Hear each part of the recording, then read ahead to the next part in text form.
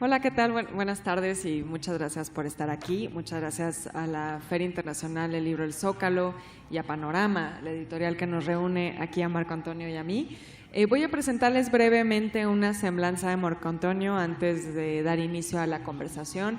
Que bueno, platicábamos que esto va a ser más una charla, más que una presentación formal, porque hay muchos temas que desmenuzar en el libro de Marco Antonio, así que me gustaría que lo platiquemos y también que tengamos la posibilidad de abrir micrófono con ustedes y si tienen alguna duda, pues también la podamos compartir. Marco Antonio Mendoza Bustamante es licenciado en Derecho, en Periodismo y en Locución, maestro en Docencia y en Escritura, cuenta con una amplia trayectoria en el servicio público, ha recibido diversos reconocimientos a su trayectoria como el Premio Nacional de Locución y el Sol de Oro del Círculo Nacional de Periodistas.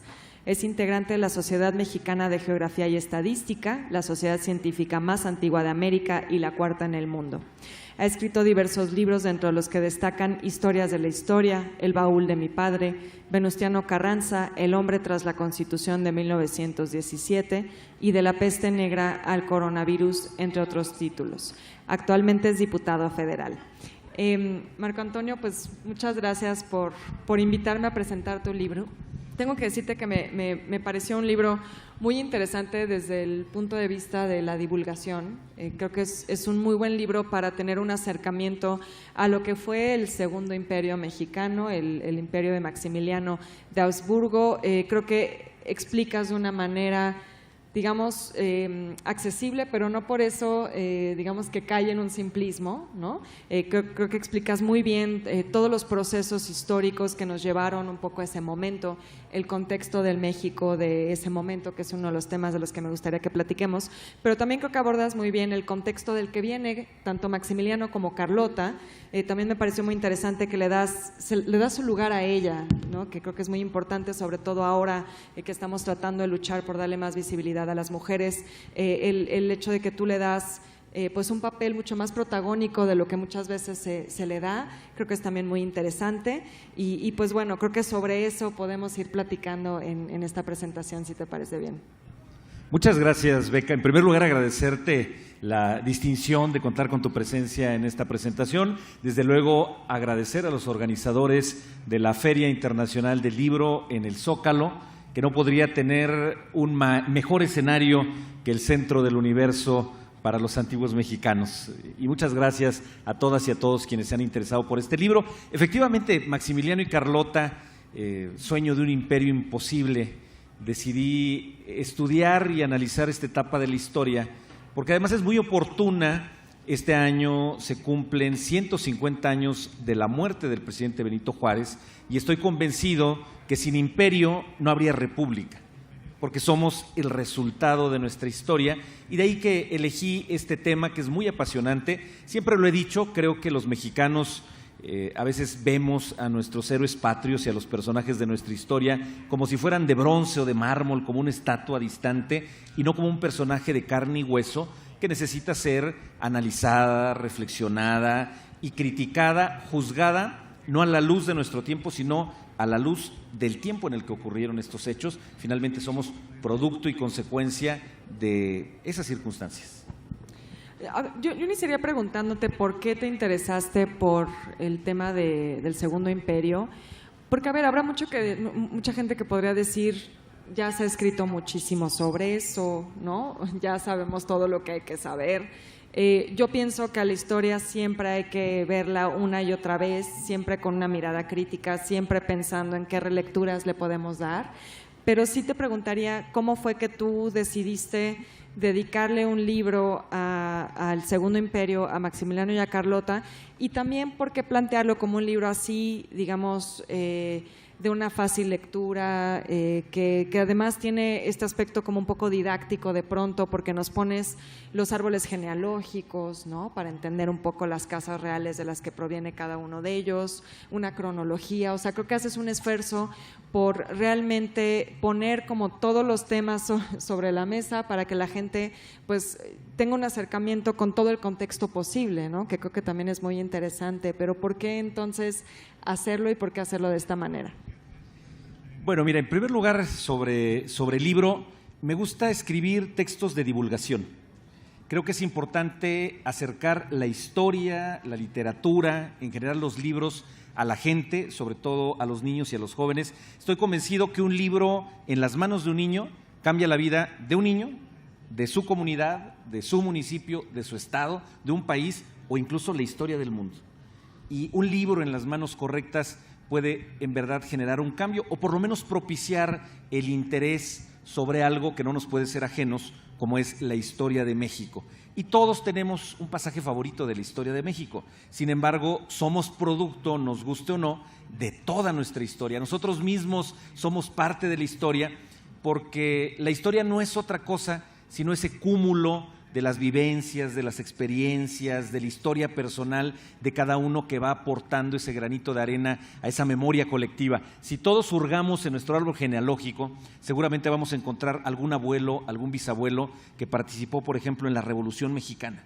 Y entonces vamos a entender que alguien de nuestra familia en ese momento histórico fue parte de ese contexto que estaba viviendo nuestro país. Y elegí esta etapa del Segundo Imperio Mexicano porque solemos o romantizarlo, o sea, dos príncipes que dejaron su castillo al otro lado del mundo, o solemos pensarlo como una tragedia griega que tiene esos tintes, ¿no? Por la manera tan trágica en que muere Maximiliano, dejan su castillo, vienen a México, él pierde la vida, ella pierde la razón, y los vemos como invasores.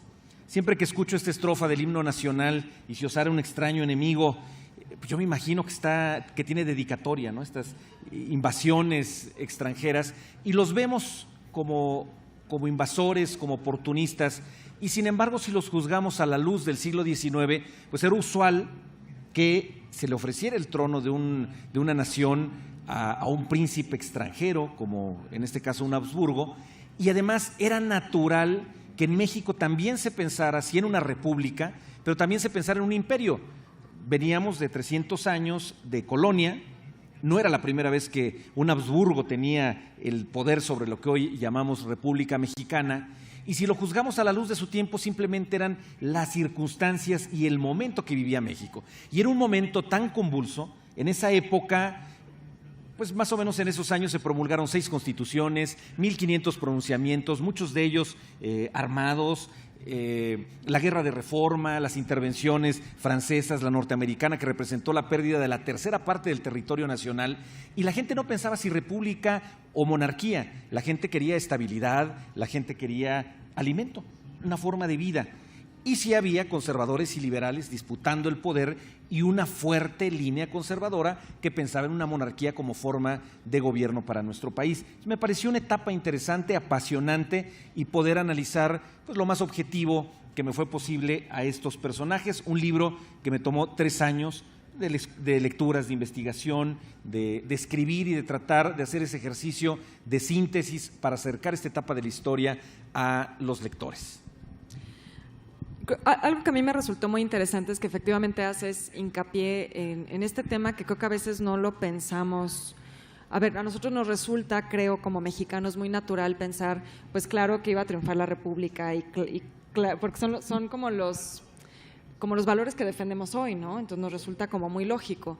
Pensar en una monarquía en México hoy nos parecería algo completamente distante, pero incluso absurdo, ¿no?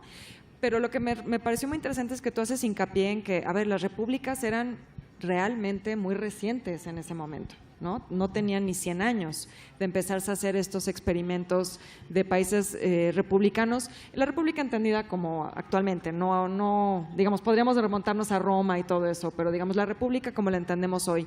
Y efectivamente creo que tratas de contextualizar muy bien pues esta idea de que las monarquías eran lo más frecuente, eran pues en cierto sentido lo más lógico para los mexicanos de ese momento. Entonces creo que eso me resultó interesante, y también creo que, no sé si esto fue a propósito, haces un paralelismo cuando nos cuentas la biografía de Carlota, siento, con la situación en México, porque el padre de Carlota es un rey que es elegido por el pueblo de Bélgica para ser rey. O sea, el pueblo de Bélgica hace una revuelta, decide que ya no quiere ser parte de los Países Bajos, y entonces van y buscan a ver qué rey europeo mejor les conviene para el proyecto de nación que quieren como ahora pueblo belga, ¿no? Y eso me pareció muy interesante porque es algo, te tengo que decir, que en lo que nunca había pensado, ¿no? Que eso es como de lo que venía Carlota, era de una situación muy similar a la que le toca a ella vivir, ¿no? Y no sé si a propósito nos pones todo ese contexto de Bélgica para un poco entender que efectivamente eso para muchas personas en el siglo XIX resultaba como lo más natural. También me pareció muy interesante que contextualizaras lo joven que era la nación mexicana en relación a la propia edad de Maximiliano, ¿no? O sea, en realidad la edad de Maximiliano y la edad de México como país independiente tenía una escasa década de diferencia, ¿no? Entonces creo que eso me resultó muy interesante y te preguntaría, obviamente sin hacer spoilers porque queremos que quienes nos acompañan lean el libro, ¿por qué crees tú que era lógico para esos mexicanos buscar a un príncipe europeo? Porque creo que sí nos cuesta trabajo entenderlo, que un mexicano piense lo que necesitamos es un rey o lo que necesitamos es un emperador. ¿Cómo lees tú a esos mexicanos de ese momento para quienes pues les resultaba lo más natural? Muy interesante. La verdad es que todos estos temas los fui encontrando en el curso de la investigación y me resultaron muy interesantes. Yo imagino un México convulso, con guerras, 6 constituciones. La constitución que hoy está vigente es la misma que se promulgó en 1917 y sin embargo en una década promulgamos en aquella época 6 constituciones. Les decía hace un momento alrededor de 1,500 pronunciamientos, muchos de ellos armados. Entonces, en ese México convulso hubo por lo menos en esa etapa 30 gobiernos. Muchos gobiernos no duraron ni una semana, algunos de unas horas solamente. O sea, había una inestabilidad terrible. Había una corriente sí liberal que pensaba en una república como forma de gobierno y había una corriente monárquica, se había emitido una carta monárquica en México y se pensaba en una monarquía como forma de gobierno. En esa etapa también tuvimos el primer imperio mexicano, el de Agustín de Iturbide. O sea, era de alguna manera natural tener esas dos opciones. Y estoy convencido que la población pues estaba dividida. Y no era un tema de polarización de liberales y conservadores, porque hay monarquistas liberales, monarquistas conservadores. Finalmente, Maximiliano terminó siendo un monarca liberal, tan liberal como Benito Juárez. En el propio libro lo relato. Si Juárez y Maximiliano se hubieran conocido, porque no se conocen, Benito Juárez, cuando después del fusilamiento de Maximiliano tiene enfrente su cuerpo, fue la única ocasión que lo vio y dice, vaya que era alto. Si se hubieran conocido, seguramente Maximiliano habría sido juarista y seguramente Juárez habría sido partidario de alguna de las políticas liberales del emperador. Entonces somos consecuencia de nuestra historia, pero además el hubiera no existe en nuestra vida como no existe en la historia. Pero si Maximiliano no hubiera tomado la decisión de venir a México y aceptar la corona, posiblemente hubiera terminado siendo emperador del Imperio Austrohúngaro, uno de los imperios más importantes de la historia de la humanidad que definió la historia de Europa Central. Maximiliano era abuelo del último emperador del Sacro Imperio Romano Germánico, que había empezado con Carlomagno allá por el año 800, para darnos una idea justamente de esa mente en torno de ese joven que era descendiente de reyes, emperadores, príncipes, papas y hasta santos. Entonces, si no hubiera venido a México, posiblemente habría terminado como emperador. Carlota era nieta del rey de Francia, de Luis Felipe de Orleans, muere siendo ella una niña, le hereda algo así como 2 millones de francos y se convierte en una de las princesas más ricas de Europa. Ese dinero lo reclama el hermano de Carlota, Leopoldo II, rey de Bélgica. Ese dinero que sirvió para remodelar el castillo de Chapultepec, para hacer muchas obras en México, y paradójicamente ese dinero lo invierte su hermano siendo rey para conquistar el Congo belga, que fue una de las etapas más sombrías de la historia, la colonización de África, y el hubiera no existe, pero si no hubiera caído el imperio mexicano, posiblemente Bélgica no habría colonizado el Congo con el dinero de Carlota. Entonces somos ese entramado, el mundo es esa gran madeja, esa gran constelación de naciones, pero también de sucesos, de acontecimientos y de momentos históricos, y todos somos producto de esa historia. Nos guste o no, puede gustarnos o no Maximiliano y Carlota, puede gustarnos o no el imperio.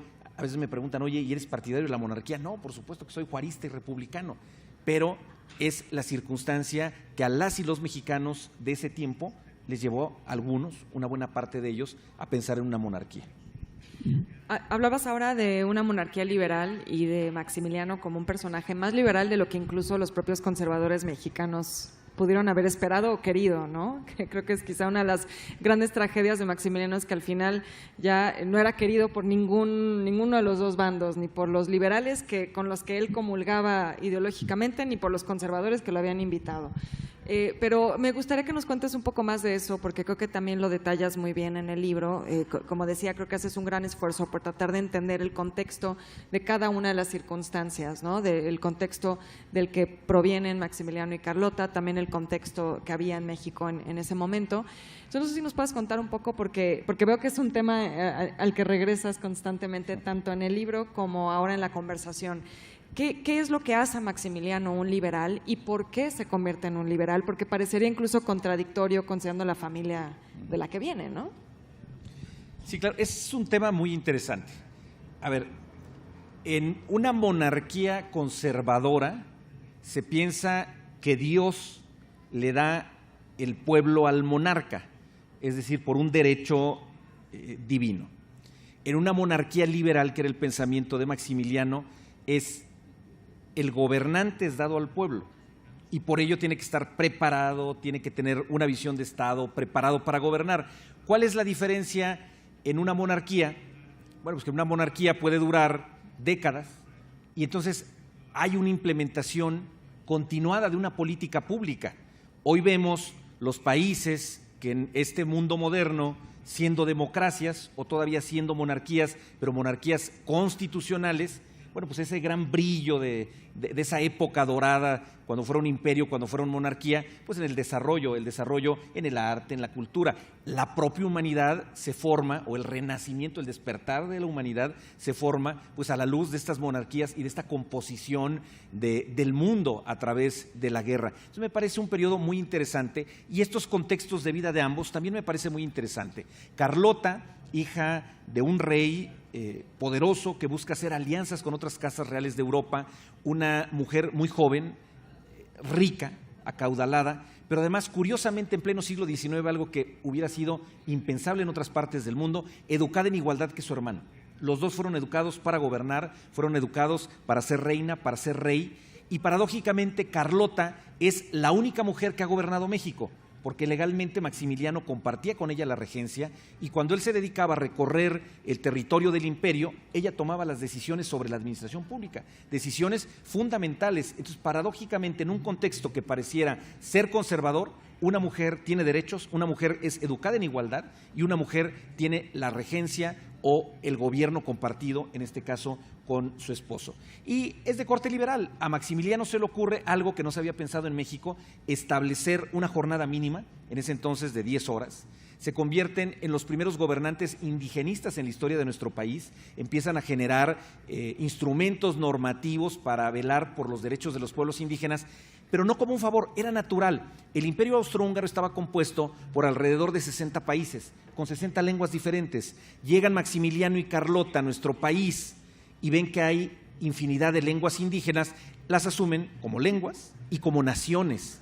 Maximiliano y Carlota sabían hablar español y comienzan a aprender náhuatl, mandan traducir el himno del imperio a las lenguas indígenas porque querían esa unificación que ellos habían visto durante siglos en el Imperio Austrohúngaro, que antes había sido el Sacro Imperio Romano Germánico. Y hay un episodio que me gusta mucho de la vida de Maximiliano, porque nos lo pintan como un soñador y como un ingenuo, y a ella como una ambiciosa. Entonces démonos cuenta, una mujer que es educada para gobernar, que tiene carácter, la historia la juzga como ambiciosa. Maximiliano, en un viaje por España, ponen en sus manos la corona de la reina católica, la espada del rey católico. Él se asume como el heredero más próximo, el descendiente más próximo de estos monarcas, y le escribe una carta a su madre y le dice: madre, no necesito un reino, necesito un mundo para gobernar, porque él se asume como heredero de esos Habsburgo que habían gobernado este territorios en distintos continentes y que habían forjado un imperio verdaderamente inconmensurable. Y seguramente cuando le ofrecen la corona de México, él piensa en ese mundo que anhelaba para gobernar. No fue la primera corona que le ofrecieron, hubo varias, por ejemplo, la de Grecia, para citar un ejemplo. Oye, ahora que nos contabas de Carlota, como te decía al inicio, también me parece muy interesante que le das su lugar. O sea, le dedicas un capítulo a Carlota, como le dedicas un capítulo a Maximiliano. Nos explicas todo este contexto que ya nos has hablado un poco aquí. Pero me gustaría retomar ese tema porque creo que toca, bueno, dos cuestiones que me gustaría que nos expliques porque también siento que se ven reflejadas en lo que narras en el libro. Por un lado, el que son monarcas ilustrados, que ahorita ya lo hablaste un poco, entonces te pediría que nos cuentes también cuál es el impacto de la ilustración y de ese pensamiento y de cómo permea en todas las monarquías de Europa y cómo se vio reflejado en su experiencia en México, pero también pues que nos cuentes un poco más de Carlota, porque efectivamente creo que la historia no le ha hecho justicia a ella. Siempre una mujer que quiere hacer cosas va a terminar siendo, como dices, mostrada como una mujer ambiciosa, que quizá no tiene los atributos que las mujeres deberían tener, ¿no? Y también la historia la ha pintado como una loca, ¿no? O sea, era una ambiciosa que termina como loca. Y esa es la historia que nos cuentan de ella, que desde luego si lo vemos con una perspectiva de género pues es completamente injusto y hay que revalorarlo. Entonces también te preguntaría, ya nos contaste un poco de qué contexto viene Carlota, pero ¿qué papel jugó? Porque siento que tú le das un protagonismo que a veces ha quedado diluido en la manera en la que nos narran esta historia del Segundo Imperio.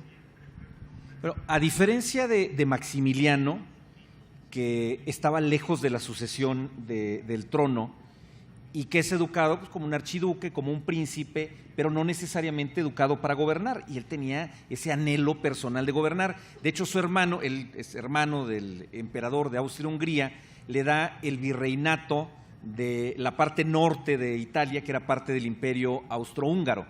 Y en el caso de Carlota, su padre, pensando en que se iba a casar seguramente pues con algún heredero al trono, le educa para ser emperatriz, para ser reina, pero además le educa con una visión de política pública. O sea, era una mujer versada en el diseño de un Estado-nación, y es lo que vienen a hacer a nuestro país. Empiezan a implementar, obviamente sin éxito porque fue muy efímero el imperio. Por eso el libro se llama Sueño de un imperio imposible. Prácticamente el imperio nació muerto. Es un imperio que intenta establecerse, pero que necesitó de un ejército extranjero, que no pudo derrotar en ningún momento a Benito Juárez, que mantuvo viva la llama de la República, que no logró formar un ejército propio. Y me regreso un poquito a lo que me preguntabas en la parte anterior. El imperio nace prácticamente agonizando, o quizá no alcanza a nacer, era ese sueño, ese imperio imposible, pero finalmente lo intentan implementar un proyecto de nación. Sin embargo, pues Maximiliano, siendo liberal, los conservadores le ofrecen la corona pensando que iban a conservar sus privilegios.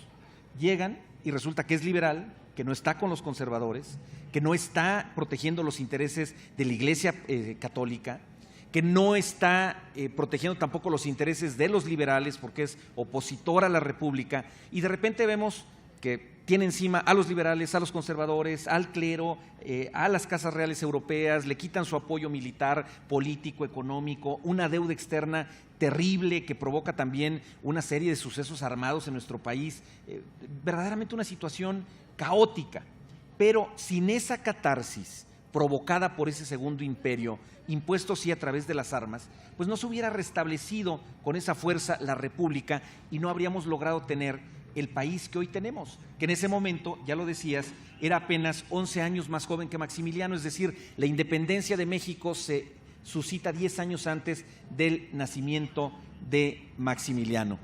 Y a propósito, hace algunos días veía esta serie de la emperatriz que deja muy mal parado a Maximiliano, y volvemos a lo mismo, podemos tener un juicio sobre la persona, pero tengamos un juicio sobre el emperador, la emperatriz, a la luz de su tiempo y a la luz del México que les tocó vivir, un México al que hacen su patria, porque ellos renuncian a los derechos sucesorios sobre la corona de Austria-Hungría para poder establecer el imperio mexicano. Y además, como no tenían descendencia, deciden que el siguiente emperador fuera mexicano. y deciden retomar la línea sucesoria de Agustín de Iturbide. Y otro dato sobre Carlota: Carlota sobrevive 60 años a Maximiliano. Carlota estaba viva cuando la reina Isabel, que acaba de morir, nació. Solo por ponerles un dato de la inmediatez de la historia. No hace tanto que pasó todo esto que estamos platicando, para darnos una idea. Y Carlota, pues efectivamente pierde la razón. Una de las señoras de la corte, no recuerdo en este momento esposa de quién era, pero dice, seguramente ya tenía ahí algunos atisbos de perder la lucidez estando en México, si es que se está volviendo loca porque estudió tanto, que es esa visión de la que hablabas, si la vemos a la luz de nuestro tiempo, con esa perspectiva de género, porque una mujer va a gobernar, porque una mujer va a saber, por supuesto que tienen la capacidad, y perdió la razón por otras circunstancias. Pero va una anécdota: quien prologa el libro, don Carlos Felipe de Habsburgo, es nieto del último emperador de Austria-Hungría, es decir, desciende de un hermano de Maximiliano. Su padre conoció a Carlota, visitaba a Carlota en el Palacio de Tervuren, que está a las afueras de Bélgica, siendo un niño, tenía 8 o 10 años, y relata que siempre había a la diestra de la emperatriz un lugar vacío donde servían un platillo, lo retiraban, servían otro, no llegaba nadie a comer. Y oye, tía Carlota, ¿y ese lugar? Es para tu tío Max, que prometió llegar a comer. Y luego, jugando a las escondidas, él con sus hermanos, los pequeños archiduques, dan con la habitación de Carlota, que era una habitación muy sencilla, lúgubre. Solamente había una cama, una mesa de noche, una Biblia, una bandera de México y una lámpara, y la emperatriz se dormía abrazando la bandera de México. Entonces muere abrazando esos dos grandes amores, Maximiliano y México, al que hizo su patria. ¿Por qué? Porque así fueron las circunstancias, y así eran las circunstancias del mundo en ese tiempo. Pues Marco Antonio, muchas gracias. Ya nos hicieron aquí señas de que ya casi no nos queda tiempo, pero sí me gustaría al menos poder abrir aquí el micrófono a una pregunta, aunque sea. No sé si alguien aquí tenga algo que preguntar o también algún comentario.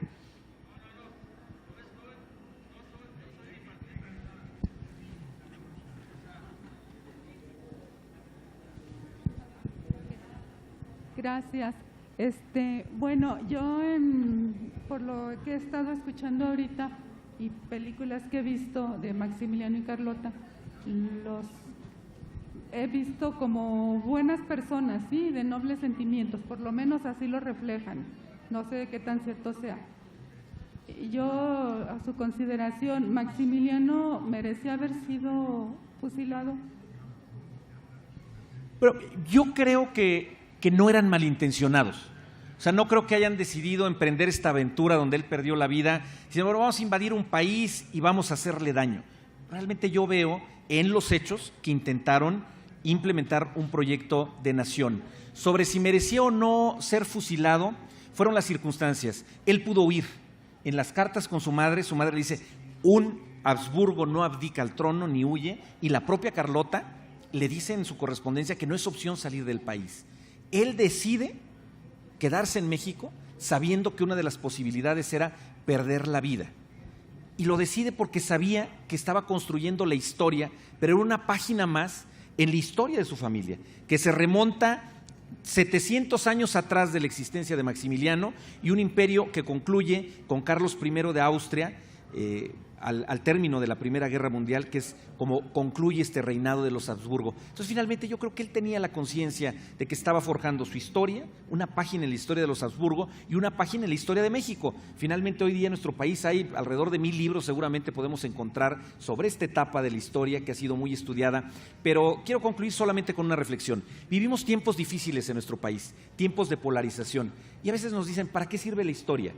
Justamente para eso, para entender que el México que somos es producto de muchos siglos, de muchas vidas, de la sangre derramada de muchas personas, pero no de buenos y de malos, simplemente de personas y sus circunstancias haciendo la historia, forjando la historia de una patria que al mismo tiempo es la historia de cada uno de nosotros. Sí, yo solo sumaría algo a eso, creo que es una pregunta interesante. Yo contestaría un poco más como historiadora, digamos, no como especialista en Maximiliano y Carlota, desde luego. Yo lo que diría es que a los historiadores no nos toca juzgar si la gente es buena o mala, o si merecía o no morir en las circunstancias en las que murieron, ¿no? Efectivamente, creo que todo eso como bien dice Marco Antonio, es parte de su contexto. Yo, que soy profundamente republicana, nunca justificaría la llegada de un monarca extranjero a México, ¿no? A mí personalmente, por mis convicciones, mis principios, me parece una situación pues que no es algo que a mí me parece que será el camino que México debería seguir. Pero más allá de eso, creo que hay que entender a los personajes en su contexto histórico, ¿no? Y efectivamente yo concuerdo, creo que tenían ideas interesantes, creo que trataron de implementar un proyecto que también tuvo algunos resultados interesantes, pero bueno, lo que nos toca es más bien tratar de entenderlos en su contexto, no pensar si eran buenas o malas personas, aunque es muy natural y muy humano también hacer eso, ¿no? Pues Sí, nuevamente, ¿verdad? muchas gracias. Gracias, Beca, nuevamente gracias a la feria y a todas y todos quienes se dieron cita para escuchar estas reflexiones sobre algo que es parte de lo que somos como mexicanas y mexicanos. Muchas gracias nuevamente, Beca. Gracias a ti, Marco Antonio, y gracias a Panorama.